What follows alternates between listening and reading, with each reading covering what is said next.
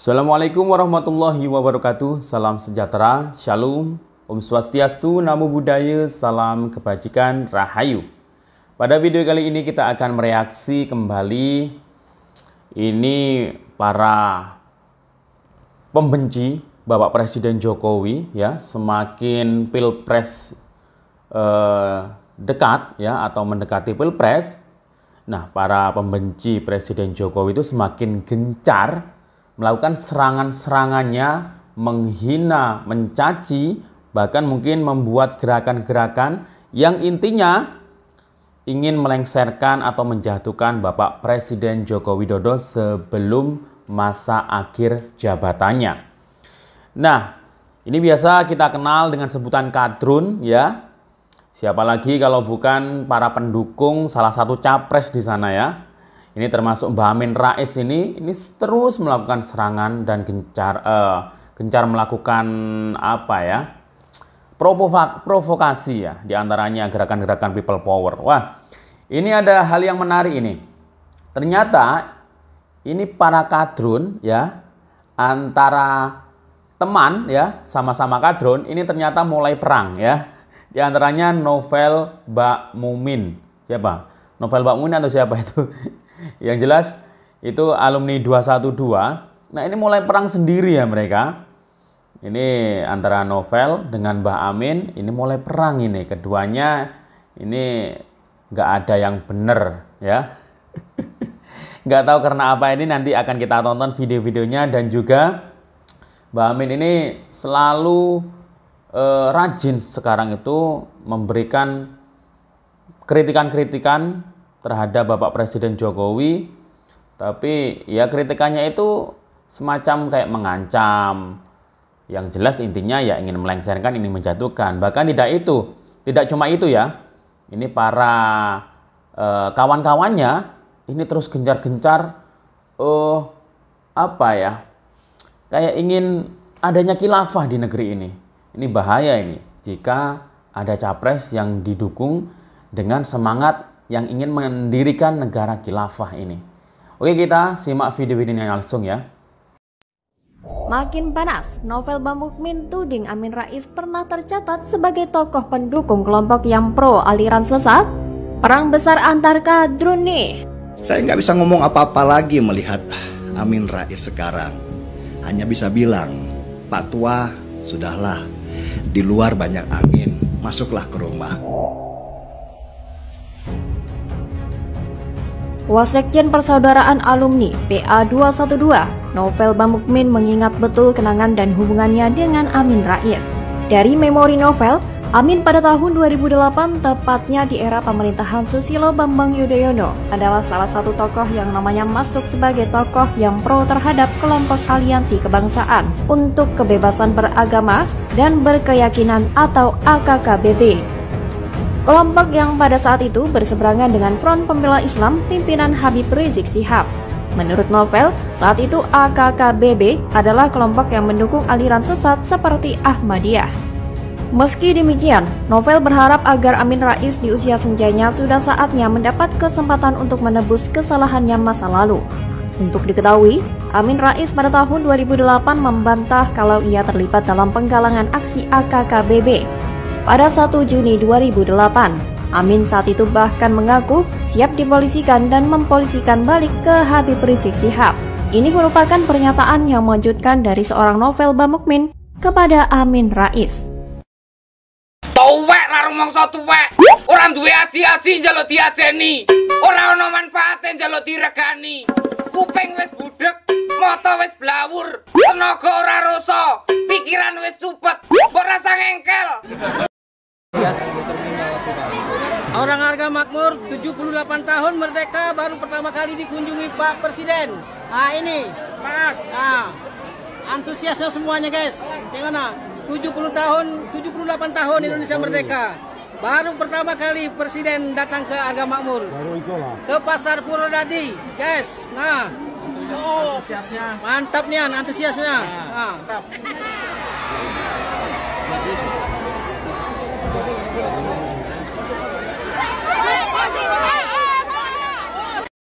Ketika kadrun jadi mafia.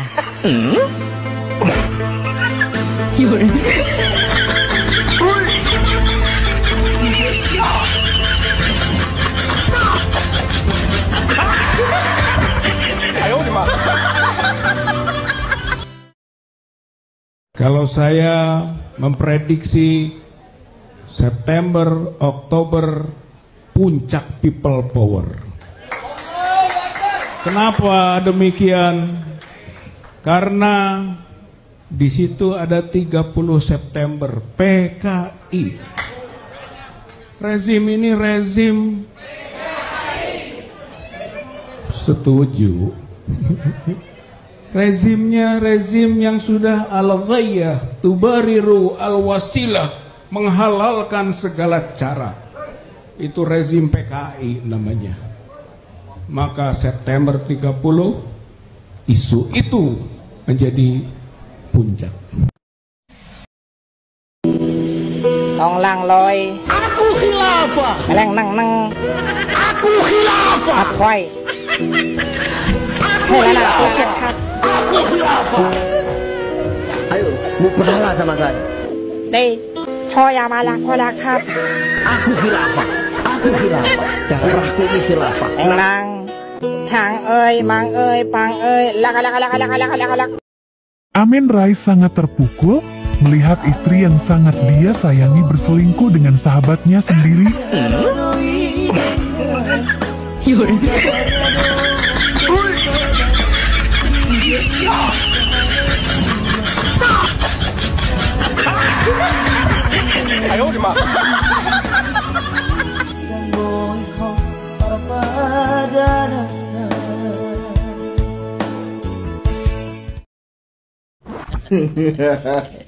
Anies Baswedan lagi pusing.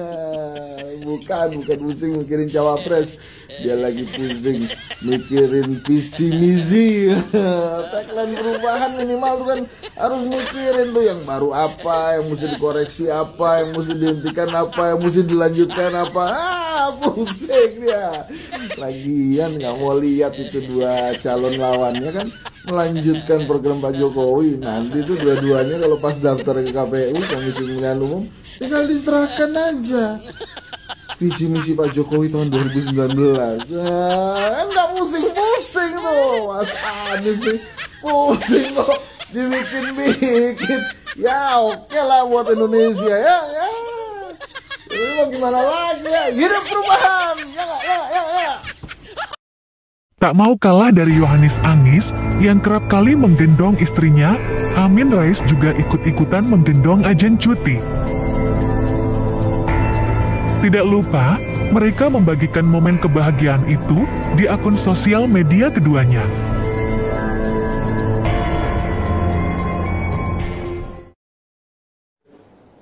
Jadi lewat video ini saya ingin membuat nasihat sederhana buat Pak Jokowi. Mudah-mudahan sebagai masukan ada baiknya, mudah-mudahan. Ya. Jadi kritik yang keras, lugas dan tajam itu ibarat pil pahit ya, yang bisa menyehatkan kehidupan bangsa yang makin sempoyongan sekarang ini. Jadi rezim yang anti kritik, tipis telinga, tapi tebal jangat, memborong kebenaran, dan menghina setiap dissenting opinion atau opini yang berbeda, pelan-pelan tapi pasti itu rezim akan kehilangan simpati dari banyak kalangan. Jadi pemerintah yang cerdas dan arif selalu membuka telinga lebar-lebar supaya tahu apa yang terjadi dan apa yang diinginkan oleh rakyatnya.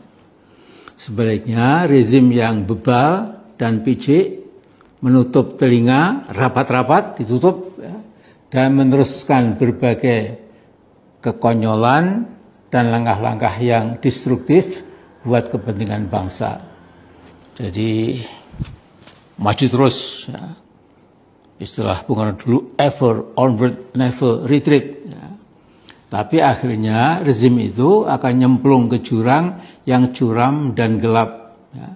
Jadi kecemplung dalam deep and dark cliff Lift itu jurang berbatu-batu. Ya. Nah, saudaraku, yang perlu bahkan sangat perlu diingat oleh Jokowi dan para kameratnya adalah tidak ada pesta tanpa akhir, ya.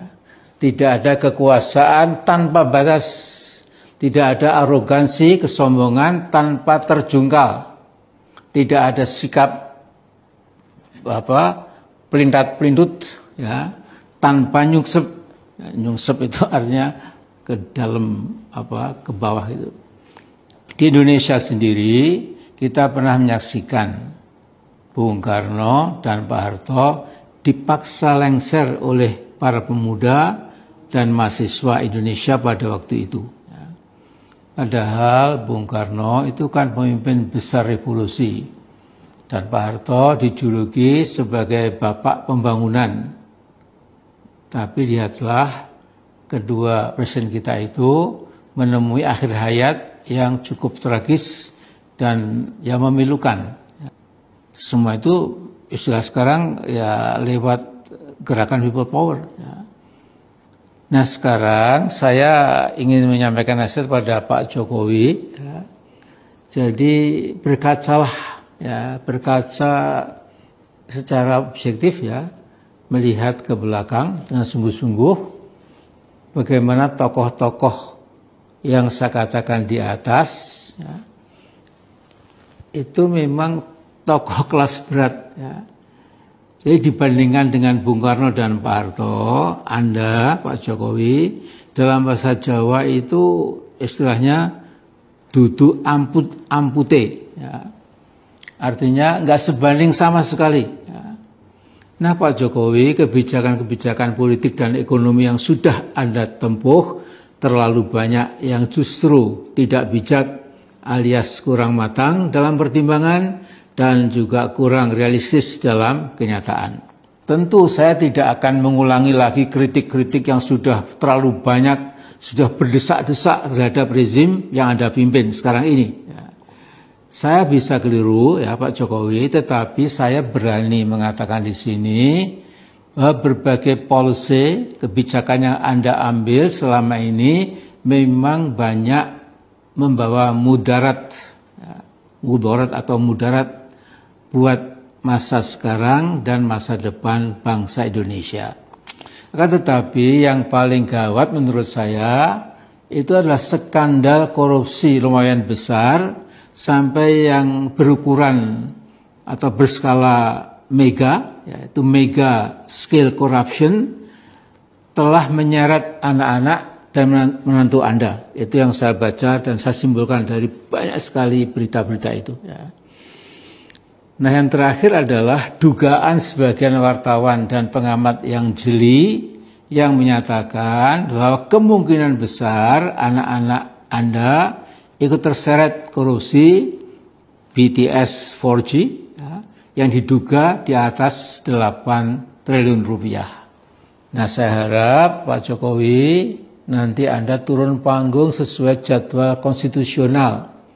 Tidak usah rongeh, tidak usah berpikir ngelantur, jadi hormati konstitusi, titik.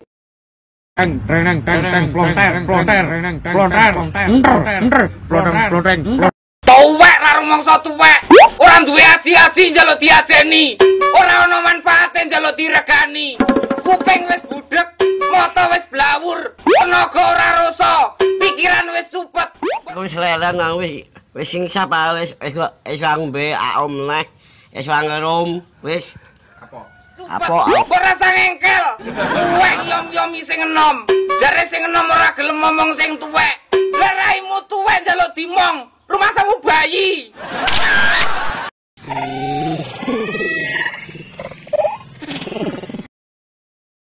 Hai, yang teriak people power untuk pemakzulan Pak Jokowi. Jangan salah kalau kita balas dengan people power full untuk 3 periodenya Pak Jokowi. Mantap kan? Kowe sapa? Anake Semar jenenge Joko. Dapure kaya kompor. Ngono e Joko ya ampun, rasane aneh jenenge sapa? Bagong. Bagong. Oh, kowe tau kurang 10.000 karo aku ya. Ya genepi nang kono ya. Gatel. Gabung menjadi anggota organisasi Islam terlarang seperti FPI dan HTI adalah para pendukung Anies Baswedan. Sama halnya dengan Amin Rais, sebagai Ketua Dewan Syuro Partai Umat resmi mendukung Anies Baswedan. Dari sini saja sudah jelas bahwa ajakan people power yang diserukan Amin Rais dan segelintir kelompoknya itu semata-mata untuk motif kepentingan politik. Bukan atas nama keadilan, bukan atas nama kesejahteraan rakyat, sekali lagi bukan. Ajakan Amin Rais untuk menggelar people power bagaikan tong kosong, ditabuh berkali-kali, bukan tambah nyaring bunyinya, tetapi semakin sumbang memekakan telinga. Kapak. Bila kapak itu dimasukkan ke dalam sebuah, bukan tempurung. Posisi di mana, Des? Kerja, Des. Kerja.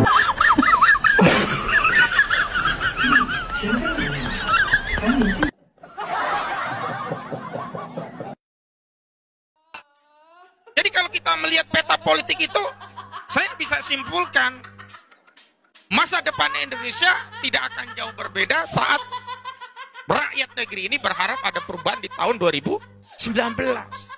Apa masa depan Indonesia dengan konstelasi politik yang demikian? Masa depan Indonesia kelak akan madesu. Masa depan suram. Karena itu kami yang bagian dari rakyat negeri ini, yang tinggal di negeri ini, lahir dan dibesarkan di negeri ini, menawarkan solusi baru bagi negeri ini yang berasal dari akidah Islam, yang berangkat dari keyakinan bahwa negeri ini akan menjadi lebih baik kalau diatur dengan syariat Allah. Negeri ini akan menjadi lebih baik kalau taat kepada Allah, yakni dengan khilafah. Dan mulai banyak yang bertanya-tanya, kalau khilafah tegak di negeri ini, siapa calon khalifahnya? Kami, advokat, tokoh, ulama, dan umat Islam menyampaikan pernyataan. Pertama, sejatinya perubahan adalah kebangkitan yang soheh. Hanyalah dengan Islam. Karena itu, umat Islam harus kembali pada metode yang menjadikan generasi awal berubah dan bangkit, yakni generasi Rasulullah Shallallahu Alaihi Wasallam dan para sahabat yang bangkit dengan metode dakwah. Kedua, syariah dan khilafah adalah solusi tuntas bagi berbagai permasalahan yang mendera bangsa Indonesia bahkan dunia. Karena itu, seluruh elemen umat Islam wajib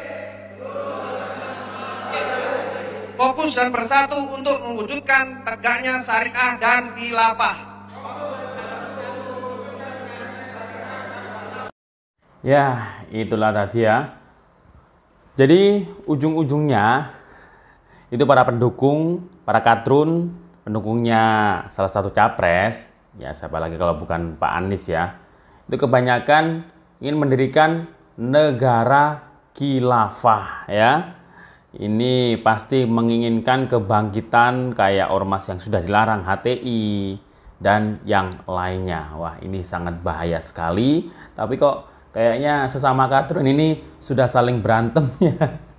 Tadi novel Pak Mumin itu berantem dengan Mbak Amin Rais. Oke, demikian reaksi kita Kali ini sampai jumpa. Wassalamualaikum warahmatullahi wabarakatuh.